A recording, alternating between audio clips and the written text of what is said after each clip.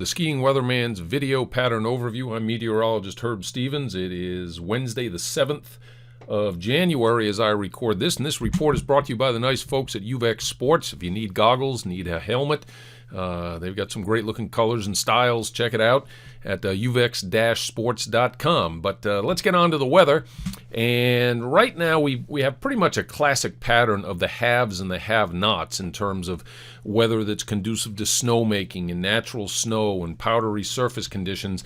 And it's set up like this. The trough, the cold air, and the storm potential is located in the eastern half of the country, while an upper-level ridge, milder than normal conditions, inversions, and a rather quiet pattern is dominating in the west. This pattern is persistent in that I think that's the configuration that's going to dominate through the next couple of weeks, but it's not locked in, and that means there's some hope for parts of the west to get some snow, and there's an increasing potential for the east to see a substantial snowstorm about 8 or 9 days from now, and I'll get to that shortly. Today's jet stream, as we look across the United States, you can see the deep trough covering the eastern half of the country. The cold air is drilling all the way down to Florida. Heck, they'll be making snow at Cloudmont in northern Alabama the next couple of days, and the conditions there ought to be pretty good. And for those of you who've never heard of Cloudmont, there's actually a ski area in Mentone, Alabama, in the northern part of the state up by the Tennessee border. In the west, the upper-level ridge is dominant, and it extends all the way through the Rockies into Canada. If we widen out and take a look at the hemispheric view, you can see that the trough extends from the North Pole right down to the Mid-Atlantic and into the southeast, and the flow, if you follow these lines, originates up by the North Pole and drills that cold air well down south into the United States, and the ridge that sets up shop with the trough extends northwestward up over Alaska and on north of the Arctic Circle. And this is the sort of configuration we saw a lot last winter, in big part because of the warm water along the Pacific coast. That supports the upper level ridge. You have a trough to the west that helps pump the ridge. And while this won't lock in for an extended period of time, because the atmosphere just doesn't do that, it's always changing, it can be rather persistent, and I think this is the configuration of trough, ridge, trough that is likely to dominate for the next couple of months, going right through the month of March as I see it now. The surface map across the country this afternoon is pretty simple. We've got a massive area of high pressure right over the middle of the country, 1051 millibars. That's very high on the barometer, and that's because this cold, dense air, or cold air that's come out of Canada, is so dense that it exerts the pressure on the barometer and puts the reading higher, the way those things work. We have a cold front cutting through the northeast. This is 7 o'clock tonight. This cold front I'll show to you on satellite and on radar soon, and this is going to be an active little bugger with an increasingly cold and windy shot of cold air coming behind that. A lot of snow squalls will be associated with that frontal passage as well.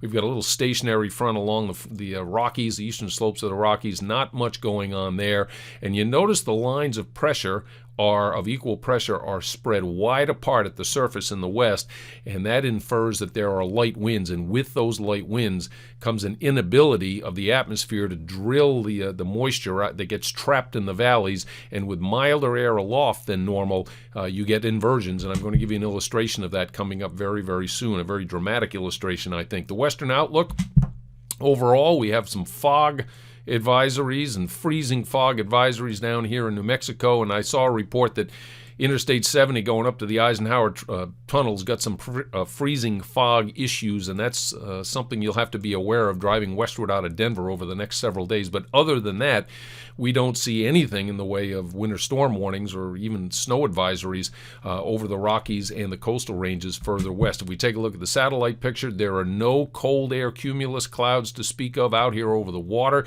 You can see down to the ground from Washington all the way down to Mexico, but I want to focus on Wyoming right there. We're going to take a close-up look at that. These are little splotches of white. Most of what you see west of roughly that line, that's snow on the ground, although there's some cloudiness up here in the chimney of Idaho and northeastern Washington state. But let's focus on the inversion that is currently working in the Tetons. And this is a close-up here. Here are the Tetons. in western Wyoming, and this smooth white that you see around those mountains, that's low cloudiness, and if you're in those clouds, it's fog, and that moisture gets trapped in the valleys, and without much in the way of surface winds, you can't get those clouds out of there. Meanwhile, on the top of the mountains, it's something entirely different. So I took a look at the webcams out of Jackson Hole a couple hours ago, and this was the look at the tram base at Jackson Hole, and you can see that it's cloudy, and in fact, an hour or so before I snapped up these pictures and made copies of them, it was snowing at the base, and you can see the cloud deck only one tram tower up, and there's the cloud deck right there. Meanwhile, if you ride the tram to the top, 4,200, 4,300 vertical feet, this is the view of Cody Bowl looking southwestward off the top of the tram at Jackson Hole. It's a perfectly beautiful day with bluebird skies. How about in the middle? This is the base of the Thunder Chair. You can see it's clear there with some faint sunshine, and the shadows are long, but it's kind of misty and mystical. It's not really misty. It's too cold for that. But this is the top of the Hobacks, and the clouds and the cloud deck extends across the Hobacks below the base of the Thunder Chair. I have a good friend who skis Jackson just about every day. He says the snow on the upper mountain is chalky. The Hobacks, they've had quite a bit of snow lately, a couple of feet in the past 4 days at Jackson Hole, but it's a little thick in the Hobacks. So beware, and use this as a suggestion that whenever you go out to ski, if you have access to a computer, check those webcams, because, man, they can tell you a lot of information about the best place to ski on the mountain before you even get to the property. So back to the weather. The ridge is going to dominate in the west through the weekend, but come Monday, you can see this little shortwave trough here, this kink in the flow. This is going to come out of the trough that's in the Gulf of Alaska, crest the top of the ridge, maybe bring a little snow to the northern Cascades over the weekend, a couple inches above 4,000 or 5,000 feet. The snow levels aren't all that high right now. The air mass, they're getting a little bit of the bleeding of the cold air that's dominating the eastern half of the country. But this little shortwave is going to come down through the Wasatch and probably clip northern Colorado Monday into Tuesday with a light to moderate snowfall. But that's about it for the next week or so in terms of snow until we get to next Wednesday. If we take a look at the jet stream, you see the ridge is rebuilding over the west. There's a little bit of southern stream energy that could bring some snow to the southern Rockies in the middle of next week. But the thing that I'm concerned about, and this is for the folks that live in the east, this shortwave trough and this southern stream energy may very well get together late next week and produce a significant storm on the east coast. But as far as the west is concerned, it could produce a little light to moderate snow across the southern ranges in the middle of next week on its way east.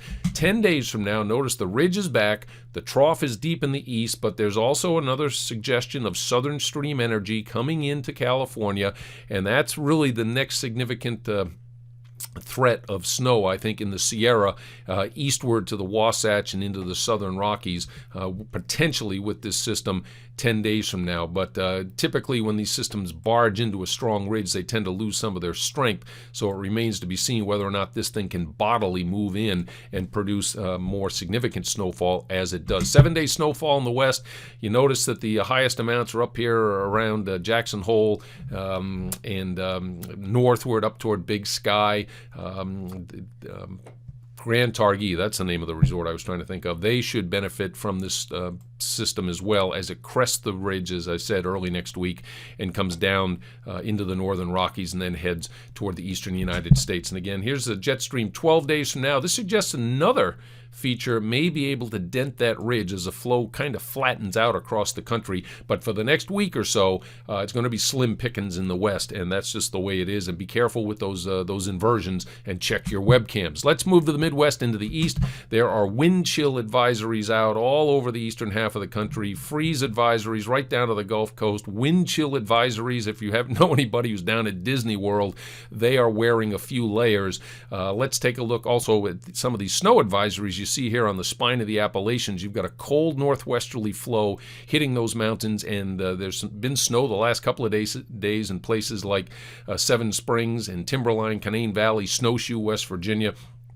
Those 4 areas have picked up more than 6 inches of snow in basically upslope flow, and that'll continue through Thursday as well. We've got lake effect snow advisories across parts of Pennsylvania and New York, as well as Ontario and Erie are kicking in. This is a satellite shot showing the cold air sweeping in today on these northwesterly winds, and you notice that the northwesterly winds hit the lakes, and they don't have enough moisture in them for clouds initially, but as the wind continues across the lake, it condenses out, and that's where the clouds form, always on the lee side of the lake. And I'm really curious about this band right here. You see this little ribbon of cloudiness? That is the Arctic cold front, and if we take a close-up look, you can see it extending from the Catskills into the area of Elk Mountain in northeastern Pennsylvania, down along Interstate 80, and then back northwestward toward Erie, Pennsylvania. And notice this thin little ribbon right here.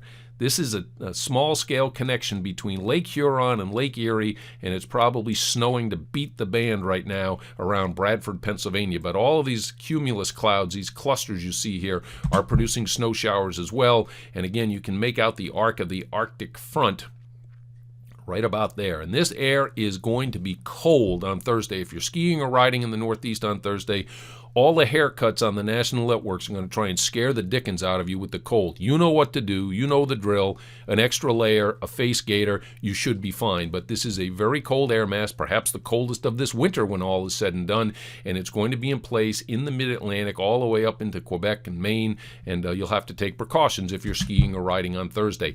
On Friday, another Alberta Clipper is going to swing through the Northeast, and this is a depiction at 7 o'clock Friday morning of where it could be snowing, and snowing light to moderately, but look for surfaces to get softened up a little bit from Snowshoe northeastward to Maine and on into Quebec. Mount Sutton, Quebec's picked up some snow several days in the last week, and they're starting to expand their trail count once again into the Sous-Bois, their glades, but everybody should get a little dusting, perhaps as much as several inches on Friday, and then it's going to be a quiet weekend. Temperatures will moderate a little bit, so the conditions for skiing and riding in the Northeast and the Mid-Atlantic down into the southern Appalachians should be great this weekend.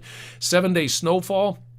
The upper Midwest, and I shouldn't forget those folks there, they're going to be in the Arctic air for the next 7 days, and that means a lot of lake effect off of Lake Superior, Lake Michigan, and their snow amounts should gradually build up and build up and build up. A southern stream storm, I think, is going to bring some light snow to the mountains of southwest PA and West Virginia, perhaps a mix of rain and snow in western Virginia on Monday into Tuesday. It looks as though this system is not going to turn the corner but continue out to sea. But next Friday, because of that northern stream shortwave and southern stream shortwave that I showed you on the western discussion, there is a suggestion that a sizable storm is going to take shape in the east and perhaps run the coast in a position to deliver significant snowfall from the central Appalachians all the way into New England and into Quebec late next week, just before the MLK weekend. Keep an eye on that. I'll have more on this certainly in my next report next Wednesday. And behind that, notice another strong high sitting here in Ontario ready to move in. The Canadian Ensemble suggests that that storm could move out and then more cold air comes in, and that should help fight off what I think is going to be a warm-up that's going to last 5 days or so in the Midwest and in the East, starting about 12 days from now. You notice the flow kind of flattens out across the coast. 15 days from now, a new trough is moving into the east, and it'll be reinforced by this trough coming out of the west. And I think by the time we get 3 weeks down the road, we're going to be back into a western ridge and an eastern trough. In the meantime, cold will dominate over the Midwest and East for the next week. The ridge will continue to rule out west. The upper Midwest is going to stay very cold, but that'll help with the lake effect snow. And in terms of a sizable threat for a snow event, the best bet right now looks as though the East, the Mid-Atlantic, late next week. That's my latest report. Be sure to go to snowcountry.com for the daily reports. I'm Herb Stevens, the skiing weatherman, again reminding you that the folks at UVEX Sports are sponsoring this piece. Enjoy your sliding, and we'll talk to you next week. Take care.